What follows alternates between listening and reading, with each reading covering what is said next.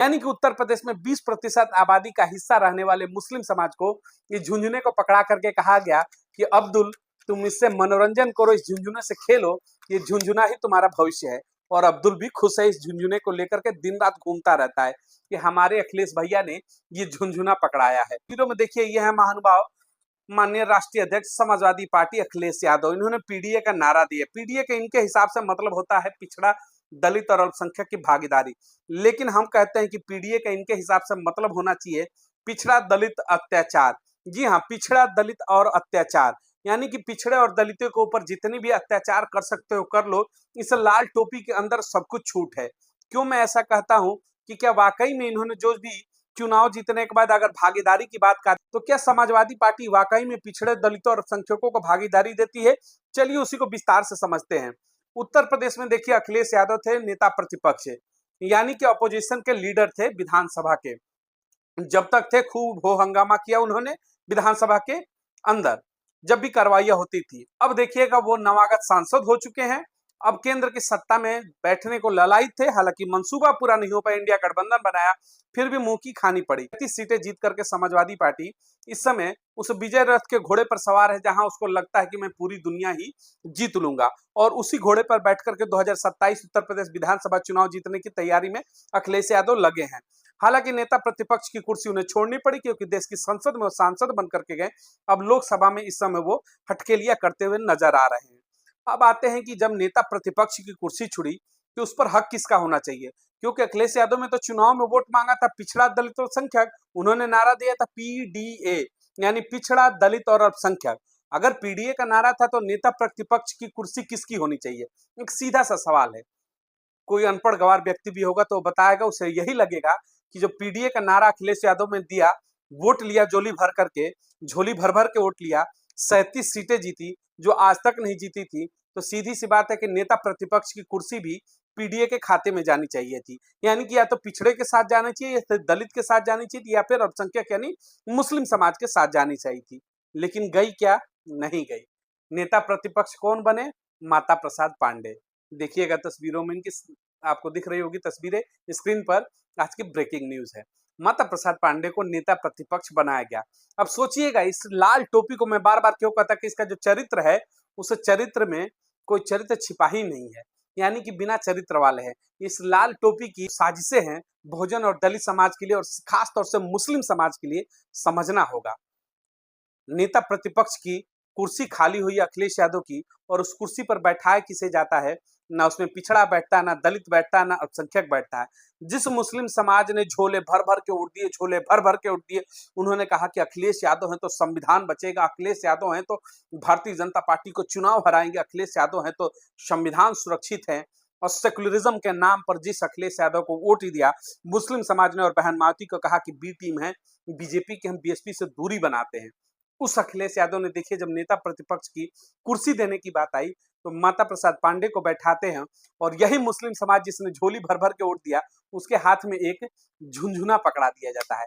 जी हाँ, ठीक इसी तरीके का झुंझुना पकड़ाया जाता है मुस्लिम समाज को अखिलेश यादव द्वारा, और मुस्लिम समाज उसे चला करके ऐसे मनोरंजन कर रहा है। यानी ये झुंझुना लेकर के ही आप खुश रहिए। न नेता प्रतिपक्ष की कुर्सी आपको मिलेगी, और ना ही लोकसभा में जिस तरीके से नेताओं का गरिमा है, लोकसभा में जो पद होना चाहिए वो आपको नहीं मिला।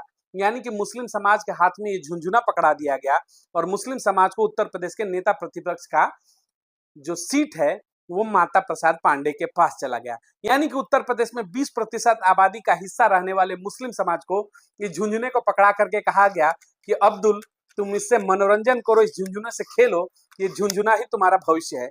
और अब्दुल भी खुश है, इस झुंझुने को लेकर के दिन रात घूमता रहता है कि हमारे अखिलेश भैया ने ये झुंझुना पकड़ाया है। 65 सालों तक कांग्रेस ने पकड़ाया, अब समाजवादी पार्टी पकड़ा रही है। लेकिन ये समाज इस झुंझुने के साथ खुश है, दिन रात खेलते रहता है कि हमारी तो सेकुलरिज्म की जीत हुई, हम तो सेकुलरिज्म के साथ हैं। आपके सेकुलरिज्म का ये बंटाधार करते हैं, आपको डराते हैं, कहते हैं कि भारतीय जनता पार्टी को मैं हराऊंगा। भारतीय जनता पार्टी को हराने के लिए मुस्लिम समाज का वोट ले लिया जाता है, और फिर वोट लेने के बाद जब भागीदारी की बात आती है, तो भागीदारी दिया जाता है माता प्रसाद पांडे को। यानी कि जब नेता प्रतिपक्ष बनने की बात आएगी, नेता प्रतिपक्ष जैसे बड़े कुर्सी जो ओहदा होता है वो आपको देने की बात आएगी, तो अखिलेश यादव उस मुस्लिम समाज को झुंझुना पकड़ाएंगे और कहेंगे कि तुम इस झुंझुने के साथ अब्दुल खेलते रहो, और कुर्सी तो चली माता प्रसाद पांडे। यानी कि 3% वाले उत्तर प्रदेश में जिसकी भागीदारी है ब्राह्मण समाज की 3 से 4%, उनके हिस्से में जाएगा नेता प्रतिपक्ष की कुर्सी, और अब्दुल के हिस्से में क्या जाएगा? आप भी जरा खुल करके बोलिएगा, ये झुंझुना। और अब्दुल इस झुंझुने को बचाएगा और वोट देगा समाजवादी पार्टी को, खुल करके लाल टोपी वाले को कहेगा कि सेकुलरिज्म बचाने वाले हैं। सेकुलरिज्म के नाम पर तुम्हारी काटी जाती है, सेकुलरिज्म के नाम पर तुम्हें बरगला करके तुम्हें मूर्ख बनाया जाता है, तुम्हें भागीदारी के नाम पर सिर्फ और सिर्फ जीरो जी दी जाती है। मुस्लिम समाज जो उत्तर प्रदेश का 22% है, उसको सोचना पड़ेगा कि कब तक झुंझुना लेकर के तुम इस झुंझुने को घूमते रहो कि अखिलेश भैया ने झुंझुना दिया। कभी कांग्रेस झुंझुना पकड़ाती है, कभी अखिलेश झुंझुना पकड़ाते हैं, लेकिन नेता प्रतिपक्ष की कुर्सी देंगे माता प्रसाद पांडे को। यानी 3% वाले को हिस्सेदारी दी जाती है, और 22% वाला यानी कि 20% का मजबूत वोट बैंक रखने वाला मुस्लिम समाज झुंझुना बजाता और खुश रहता है। वो सिर्फ इसलिए खुश है कि मैं भाजपा को हराने के लिए समाजवादी पार्टी के साथ गया, मैं सेक्युलरिज्म के खिलाफ लड़ रहा हूं। तुम्हारे सेक्युलरिज्म की जो चटनी है, तुम्हें इतनी चटाई जाती है पिछले 70-75 सालों से कि तुम अपने भाग्य का फैसला ही नहीं कर पाते। तुम सोच ही नहीं पाते कि तुम्हें भागीदारी चाहिए, तुम्हें नौकरियां चाहिए। तुम्हें ये कभी सोचने को दिया ही नहीं जाता कि केंद्र की सत्ता में तुम्हारी भागीदारी होनी चाहिए। कभी तुम्हें ये सोचने ही नहीं दिया जाता कि नेता प्रतिपक्ष जो केंद्र में राहुल गांधी बने, कोई मुस्लिम क्यों नहीं बना। मानता हूं भारतीय जनता पार्टी ने एक भी कैबिनेट में मुस्लिम चेहरा नहीं रखा। राहुल गांधी तो मोहब्बत की दुकान वाले हैं, दिल बड़ा होना चाहिए। खानदान में बहुते प्रधानमंत्री देखे, नेता प्रतिपक्ष किसी मुस्लिम चेहरे को देते। लेकिन राहुल गांधी भी क्या करते कि यही झुंझुना पकड़ा के कहते बजा बेटा, बजाते रहा, और अब्दुल लेकर के झुंझुने को घूमता है और खुश हो जाता है।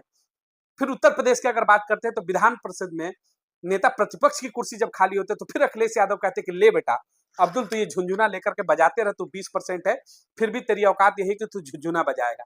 और माता प्रसाद पांडे यानी कि जो ब्राह्मण समाज से आते 3 से 4% वाले को कुर्सी सौंप दी जाती है। सवाल मेरा वही है कि 20% वाले को आखिर नेता प्रतिपक्ष की कुर्सी क्यों नहीं? राज्यसभा की बात आती है तो वहां पर भी अब्दुल निगाहें लगाकर देखता है कि शायद मेरे अखिलेश यादव कुछ देंगे, मेरे अखिलेश यादव कुछ देंगे। और फिर अखिलेश यादव कहते कि नहीं अब्दुल, तुम्हें नहीं दूंगा, अब्दुल तुम्हें ये चीजें नहीं चाहिए। और फिर राज्यसभा में किसे भेजाता है? कहते हैं राम गोपाल यादव जाएंगे। राम गोपाल यादव को राज्यसभा हो जाता है, खुद लोकसभा हो जाता है, और अब्दुल का हाथ में फिर से वही झुंझुना, और कहता है अब्दुल की बजाते रहो, बजाते रहो, सेकुलरिज्म के खिलाफ लड़ते रहो, लड़ते रहो। और अब्दुल खुशी के साथ सेकुलरिज्म की लड़ाई लड़ता है।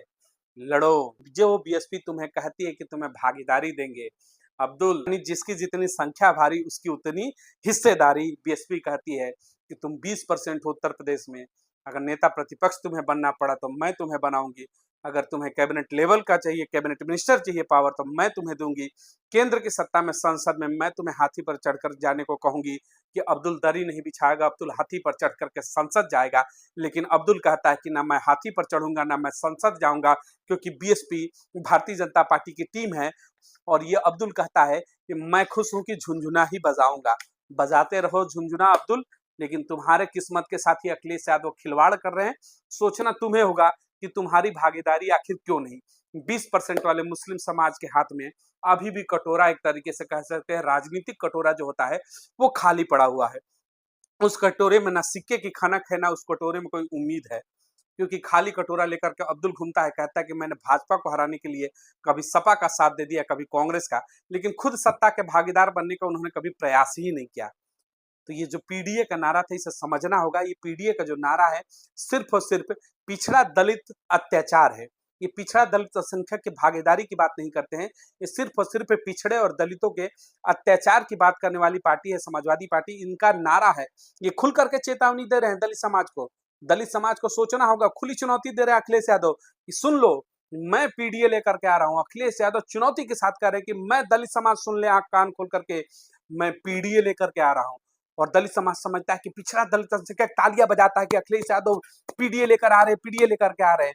लेकिन अखिलेश यादव चुनौतियों भरे छुपे हुए शब्दों में कहते हैं कि पीडीए का मतलब पिछड़ा दलित अल्पसंख्यक नहीं, पिछड़ा दलित अत्याचार। यानी अखिलेश खुल करके चुनौती है कि पिछड़ा दलित अत्याचार होगा, समझ जाओ, समझने वाले समझेंगे, और ना समझ इसी समाजवादी पार्टी को वोट करेंगे। और वोट करके कहते हैं कि अब पछताए होत क्या जब चिड़िया चुग गई खेत। कहीं ऐसा ना हो इस पीडीए के फार्मूले में आप इतना फंस जाएं कि 2024 में तो आप गलती कर चुके हैं बीएसपी से दूरी बना करके, 2027 के लिए एक बड़ा षड्यंत्र रचा जा रहा है इस देश के अंदर उत्तर प्रदेश के राजनीति को लेकर के। और उस षड्यंत्र के सूत्रधार इस समय अखिलेश यादव हैं, जो पीडीए का झुंझुना लेकर के पूरे रास्ते घूम रहे, दिन रात घूम रहे और दलित और अल्पसंख्यक को लुभाने के लिए कहते हैं कि ये पिछड़ा अल्पसंख्यक है, लेकिन कहीं ना कहीं पीछे खाने से उनकी जो विचारधारा है वो है पिछड़ा दलित अत्याचार। यानी कि ये तो होना ही है। सत्ता का बस इंतजार करो, सत्ता में अगर ये लाल टोपी आ गई तो फिर तो सबके लाल होने हैं, इतना याद रखना। मौका है, पिछड़ा दलित और अल्पसंख्यक वाकई में संभल जाइए, बसपा के साथ खुल कर के आइए। कहीं ऐसा ना हो कि बहुत देर हो जाए और फिर जो ये लाल टोपी है अपना रक्त चरित्र आपको दिखाने लगे और फिर वो समय शायद आपके लिए एक युग के बराबर होगा। वो समय आपके लिए बहुत ही दुर्लभ और बहुत ही कष्टदायक हो जाएगा। तो इन लोगों को सत्ता में वापसी के जो ख्याली पुलाव हैं उसे आपको और हमें रोकना होगा। वीडियो को अधिक से अधिक लोगों तक शेयर जरूर करें ताकि हर बड़ी खबर आप तक मिलती रहे। मिलेंगे अगली तमाम बड़ी खबरों को लेकर के। बहुत बहुत धन्यवाद।